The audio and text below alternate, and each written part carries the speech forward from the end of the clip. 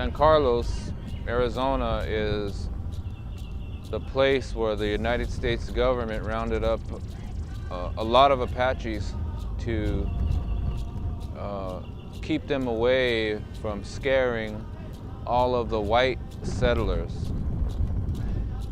It also is a place with about 65% unemployment. There's no museums here, there's no art galleries, there's no movie theaters, there's no malls. We don't even have a stoplight. But San Carlos is home to a lot of people and will always be home to a lot of people.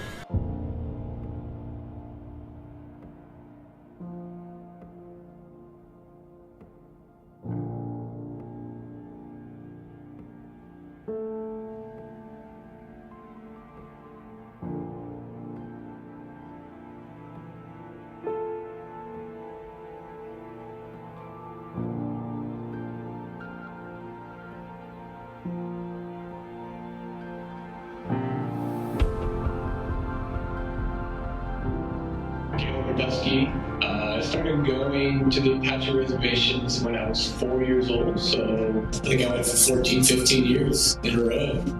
You see a lot of people in need over there. You get there, you see people with sad faces, happy faces. They're happy to see you because of the living conditions that they're in.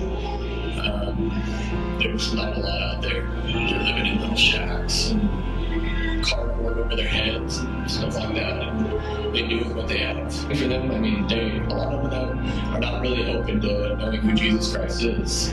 So when we go over there, we put all these skits and plays and we play with them. A lot of them are kind of standoffish to start out.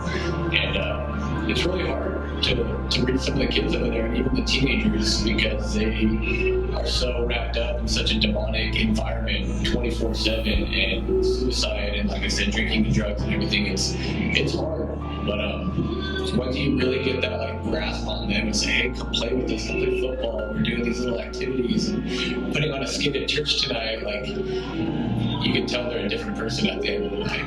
After that service, it's the power of Christ that just came over from us into them, and they're just a totally different person. And I mean, we used to be there for about a week, and you'd have all these kids saying, I can't wait till you come back next year, come back next month, come back in 2 months, we want to keep doing this. I'm Gaber and Dee.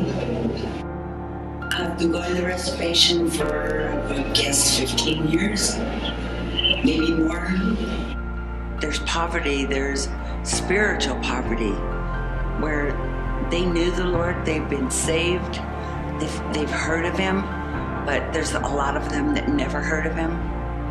And we need to go and share that and give it to them, because that's what God, He tells us to do, is to go into all the earth and give them tools. We need to give them Bibles, we need to bring them toys and things, and that shows love. They know God, but they don't know how to reach Him or how to touch Him. They don't know that they can pray for themselves. They don't have it from home. The encouragement, the inspiration. A lot of them, their parent, they always ask for, pray for my dad so he'll stop drinking. Pray for my mom so she'll get off drugs. Whatever, there's so much alcoholism and drug addiction there. And the children, they don't have hope. Sergio Hernandez. I think I've been going to the Indian reservation for 15 plus years. I know I've been going since 2003. So for me, it's been part of my life being part of that ministry. Knowing that each year as it comes, I look forward to it, and we look forward to it as a church. You see a lot of the witchcraft, you see a lot of things that they deal with in their culture. And so sometimes that's a struggle for them. And so a lot of times I see that when I go into it, praying and asking God to help me and help us as a church to be able to break that, to break a lot of what they probably are so used to being a part of and having a part of their life. And so I remember one time where we had prayed for that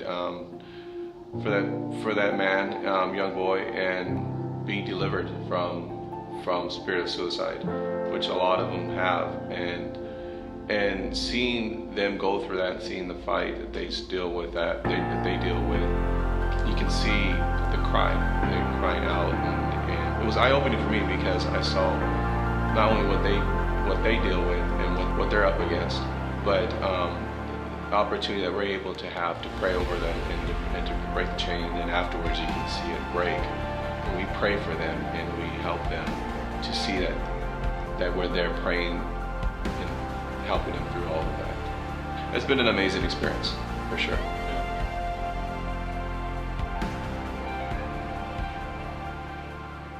My name is Emma, and last year was the first year that I went on the reservation. A lot of the little kids asked for prayer for their parents because they were on drugs or were addicted to alcohol. One girl that I remember in particular was a teenage girl around my age. She said that she had suicidal thoughts and she felt like she had no hope and she had no future. And I told her that your future is in God and your hope should be in God and you should just trust Him no matter what. Because a verse came to my mind was Jeremiah 29:11. Was for, I know the plans that I have for you, declares the Lord, plans to prosper you and not to harm you, plans to give you hope and a future. And I told her that verse because that really stood out to me in that particular situation, because God does have a plan for every single person, and He made every single person for a reason. My name is Orvella Phillips, and I'm the team leader for our outreach among the Apache Indian reservations in Arizona. And I've been going there since I was 7 years old with my mom and dad. We went to a big camp meeting that they had, and when we came over the hill, all you could see was teepees. It was the most lasting impression that I'll ever have about the Apache Reservation. I can look back and see how far God has brought them and what is happening on the reservation. It's been tremendous to see how that the first group that God moved on in revival, then what happened is they moved in, they built churches, they reached out to their people to bring them in, and they went after the children. And so we've had a great opportunity there. I am seeing the next generation from our family and from our church step up. And the exciting thing is, in the last 2 years since that's been happening, when I call over there and talk with some of the older elders of the churches and pastors, they're telling me that now their kids that are this age, in their 40s, they're stepping up and starting to help take over the ministries of those churches. So it's exciting because we're seeing the next generation getting a call from God and getting a call to minister to their people, and they're being encouraged by ours. So I'm thrilled, I'm excited. And I can see this actually moving into the younger group of kids on the reservation and reaching those young kids, because our young kids from these families are going, and so they're seeing that those kids love God. And to me, the exciting thing last year was to watch our 12-year-olds, our 10-year-olds, our 7-year-olds down in the altar praying with these children that are their age. So they can receive a love and encouragement and hope from kids their own age. It's exciting to see what God's doing. And I would encourage people to go, because you can share your knowledge about God to these people and give them hope and in God. And you don't have to be a minister, you don't have to be a pastor's kid, you don't have to be a knowledgeable person. You know what? It's just like Jesus told us, go and share your testimony. Your testimony changes lives. I really encourage you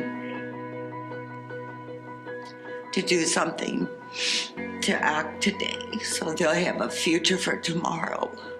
Thank you.